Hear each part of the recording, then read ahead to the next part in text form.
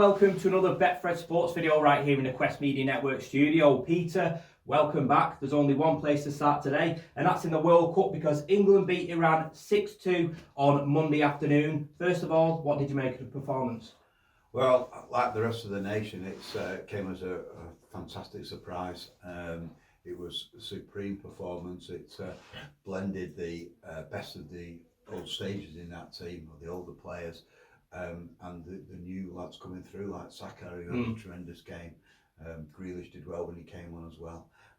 It was just fantastic. It was just an excellent performance. And it was just what the nation needs. A nice boost there, 6-2, start of the World Cup, and we're now top of the group. Looks like we've already qualified because we only really need a draw in these last two games in that group stage.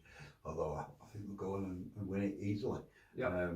It was just fantastic, and all the criticism of Southgate about his team selection, all that's out of the window now. Maguire did better than expected. I did, to be absolutely critical, I did think he got caught a couple of times, but he did a lot better than people imagined. Pickford looked solid enough in goals. Stones didn't have any mistake in him. I didn't look like I had a mistake in him. Trippier, superb player. Rice, he did excellently in that holding position. That freed up the midfielders, the quality in the flair players such as Mason Mount and Saka. And Sterling had a good game. I mean, I didn't expect that. A lot of criticism there that they should start with Sterling. He did so, and it proved us doubters wrong with a clinically taken goal, an excellent volley, which I've never ever seen him do for Manchester City, and certainly not for Chelsea of late. But he came to the party. Harry Kane amazingly didn't get on the score sheet, but was very creative. And then when they brought the subs on, it didn't seem to affect the flow of the game at all. They were kind of almost as good. Foden will be very disappointed he didn't start in that, because this is like Foden's World Cup. But he was right again, because Saka scored 2 goals in his position. So Foden's got work to do to get into that starting 11 for the next game against America. A fantastic result, but it was also a fantastic afternoon for one punter from Nottingham, because he scooped £1,000 from a £5 bet at 200 to 1. Peter, can you tell us a bit more about this? Yeah, well, this is all about this guy from Nottingham, as you say. He's called Rowan Singh. He's a car salesman from Nottingham, as you say, a 20-year-old guy. He's been with Betfred for 3 or 4 months now, and he put a fiver on at 200 to 1 on that amazing scoreline, 6-2. We think he's the biggest winner on that scoreline in the country, but to win £1,000 from a £5 punt on 6-2 is pretty extraordinary. Yep. So I interviewed him last night.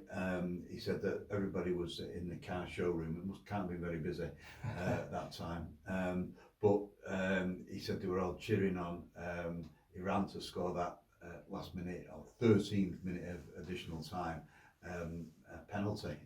He must be the only one in the country thinking or praying that they would get that to make it 6-2. I know that Southgate has been critical of the last few minutes. He said it was sloppy and they got to improve against America on Friday. But he's going to spend his money on gym gear, and he didn't have time to celebrate last night, but he certainly will be doing with his £1,000 in his back pocket. Well, there you go then. Congratulations, Rowan. Enjoy your winnings. But what does that result mean now in terms of the tournament? Well, England have moved to third favourites at 7 to 1 to win the World Cup. Peter, tell us about the other teams and how they're faring. Right. Well, England were 9 to 1. Now they've been cut back into 7 to 1 on the back of that fantastic performance and result against Iran. They're now 7 to 1 with Betfred to win the World Cup outright. They're behind Brazil at 3 to 1, and Argentina at 11 to 2. France they're 8 to 1, and Spain are 9 to 1. Germany always there or thereabouts. They're 11 to 1. Same price as Holland, who beat Senegal. They're 11 to 1. Portugal, they're drifting slightly to 14 to 1. Wales, who had like, what should we say that was? A game of two halves. Game of two halves is a good way of putting it, yeah. But they didn't really inspire confidence, particularly in the first half when they could have been done for 3 or 4 goals there by a hard-working USA. Anyway, they're out to 150 to 1 to win the World Cup outright. So the games on Friday now in Group B are Wales against Iran. So we've got Wales as slight favourites there, 23 to 20 to win. Iran 3 to 1. And the winner of that will probably cement second place behind. Well, if Wales win, they will cement second place. But Iran have got it all to do to keep in the competition effectively. Yeah. And then we've got England against the USA at 7 o'clock on Friday night. England 4 to 7, so massive favourites there. USA 3 to 1. Now going back to what Rowan Singh was saying, I asked him to predict the scoreline for England against USA, and he's gone for 4-1, which no doubt will be putting another fiver on. Well, that's 25 to 1 with Betfred. So England 4, USA 1 is 25 to 1. All the first matches of the competition has of course affected the Group B winners. Betfred have England 1 to 7 to be the group winners. They've virtually qualified already on the back of those 6 goals. They only really need a draw to get through now. Anyway, the 1 to 7 to win Group B. USA 7 to 1, slightly edged ahead of Wales now. They're 8 to 1.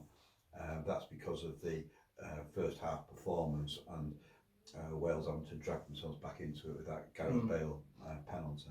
So Wales are 8 to 1 with Betfred.